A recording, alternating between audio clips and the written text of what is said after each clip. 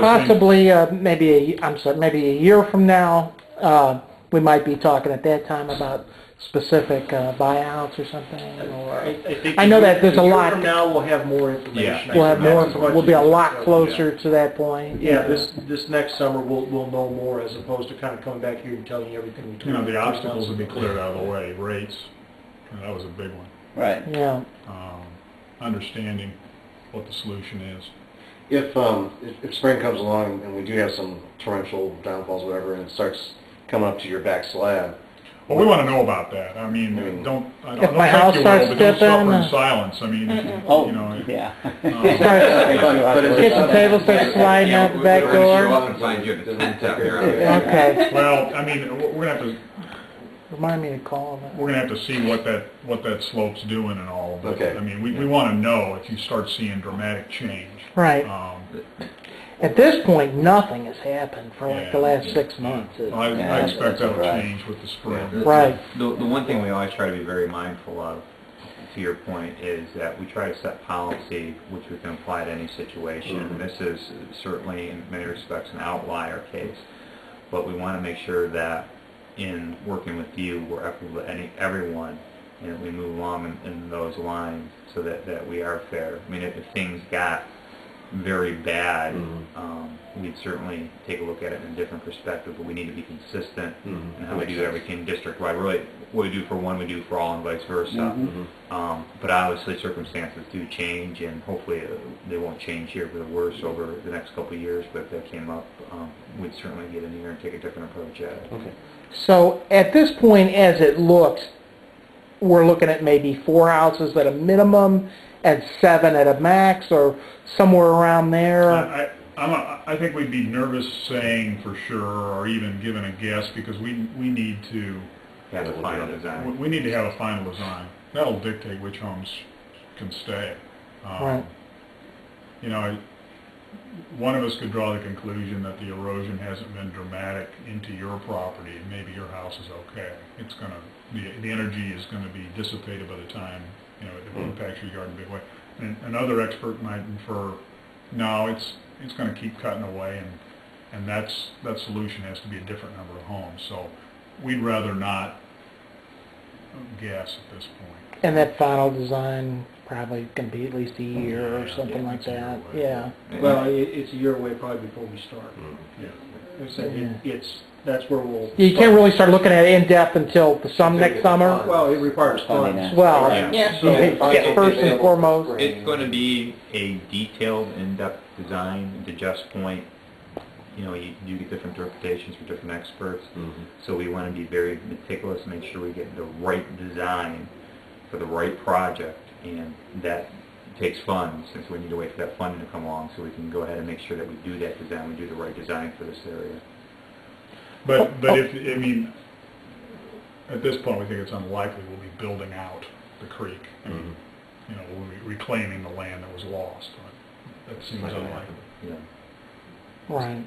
And Ryan, specific to the conversation we had a little bit, some of the challenges here, one of the things that Leslie took a look at, and she kind of thought, out of the box was, could we anchor the bank? Could we do some things, to sustain that bank? And the biggest issue there is there's nothing to latch on to create a firm anchor except for the houses, which isn't a good approach. We tried that. To begin with. And the soils you're dealing with don't lend themselves to that either. And then really the third issue here is because being able to get a lot of heavy equipment into the creek, because you do have what easily be termed flash flooding situations. You can put not only machinery but human life in danger, and that's why, in consideration of everything else as well, cutting back the homes really seems to be the best solution here. But again, we need to go through the detailed design, and what comes out of that final design could be somewhat different, but based on the information we have today,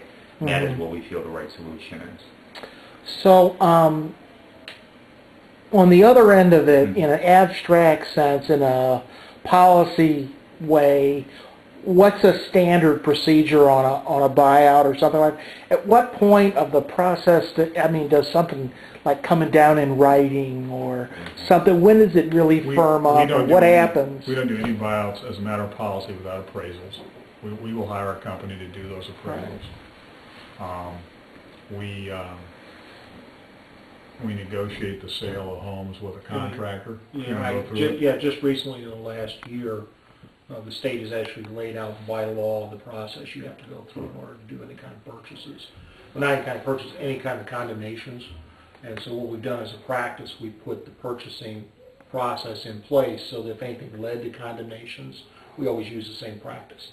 So the same practice consists of doing a detailed investigation, doing a detailed appraisal, making sure you have that information, and in cases of easements where there's a chance for condemnation, we talk for 60 days before you'd proceed with anything. This isn't a condemnation type situation. But you would get you would get our appraisal. It's not something that's kept secret anymore. Under the current rules, it's something that has to be provided to you. You have the ability to talk to our appraiser to say, hey, is there other information you've considered? He may go back and reconsider the appraisal they've done. So it's a very open, there's nothing very closed vested about the whole thing at all. It's a very open process now, primarily because of the new state legislation. So once we've got that number, they do that, and then they also try to find comparable homes in the area as well. So it's not just the value of your property, it's comparable living situations elsewhere whenever we do buyouts, kind of following the federal guidelines. So we take those two pieces of information together, and that's what kind of leads to what the offer is made for a buyout of the property. Yeah. Okay. So it's not just, again, I think it goes to the question, do they look at a home with a creek of 15 foot, 20 feet away from your back door? They look at your home, and that obviously has something to do with the value of your property, but there's also considerations for what does it take to go to a comparable property in this subdivision or somewhere else with comparable living conditions, comparable homes. I would, if it helps, correct me if I'm wrong here, Brian, when I read the procedure, it's almost like a corporate relocation in some respects, in terms of you look at the comparables. I mean, so the goal is to get the residents into a similar... Our goal is we use the process assuming you're going to relocate somebody. We don't actually relocate. We end up just buying the property. Exactly. We use the same. I guess where I'm coming from is I know it's a long process ahead of us still, but at what point will we get something in writing and confirmation saying this is what we're going to do? Boom, boom, boom. Your house is going. Boom, boom, boom. Or will it ever really come to that point? Where you end up doing a detailed design, which determines a solution. Okay.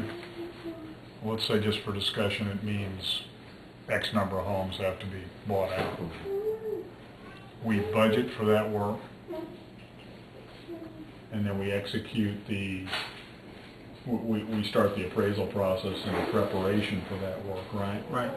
And if we knew as we're going through the design, if we're close to the end of the design and it's apparent that blank number of homes is the answer, we would try and get the appraisal going a little early. We don't necessarily do it exactly in sequence. We try and double up schedules if we possibly can. But essentially, you're right. We'll go through design somewhere around 60–80% of completion. We'll have a real good feel for what the answer is. We'll start doing legwork. Things that there's not a huge expense for the recoverables, like appraisals, are fairly cheap for the information you get. So that's something we may jump the gun on a little bit and try and get those earlier. We have more experience with the acquisition of easements than we do with buyouts. I mean, we've done maybe 100 buyouts in our history. I mean, not a whole lot, but right-of-way acquisition, just getting a route to put a sewer in place, can take time. So we don't wait. As soon as we know, what we want to try and get done, we will start that process. So X number of homes need to be bought out. We'll start talking to homeowners and showing appraisals and try and work through it, because the reality will be that someone will not be as fast as another person, and we have to work through those in order to. But when you're have to acquire them all in order to do the job.